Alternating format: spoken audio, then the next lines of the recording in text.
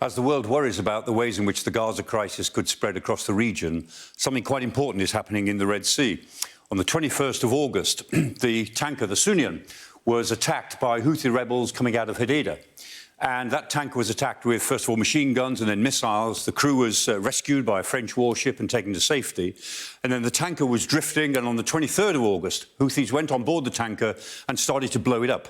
And we've seen those pictures before, but they've issued now a new video, very slickly produced video, of the whole process of getting onto the tanker and setting fires to the hatches and so on. And this video, as you can see, is very well produced, and it seems to make the point pretty dramatically.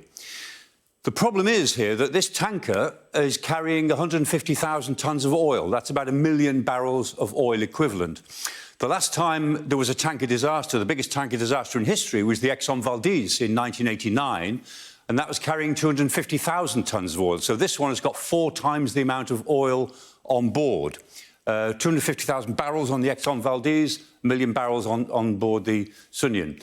The fact is that last night, satellite photography picked up 15 different fires that were taking place still on board this tanker, which is alone and drifting in the Red Sea. There's a 4-kilometre slick of oil trailing behind it at the moment. So unless somebody does something about this tanker, then either it will break up or blow up or just leak its million barrels of oil into the Red Sea. So effectively, it's an ecological disaster waiting to happen, and unless somebody is allowed to get on board and do something about it, that ecological disaster will play out probably over next week. For many people, the finger points to Tehran in all of this. The Houthis are acting on their own initiative, but of course they're supported by Iran, and the Iranians take a keen interest in what the Houthis are doing, and if the Houthis were reined in by the Iranians, then it would probably have some effect. And so when we think about the Iranians, we think about all the clients they have in the Middle East, in Syria and Lebanon and Gaza and the West Bank, and the Houthis in Yemen.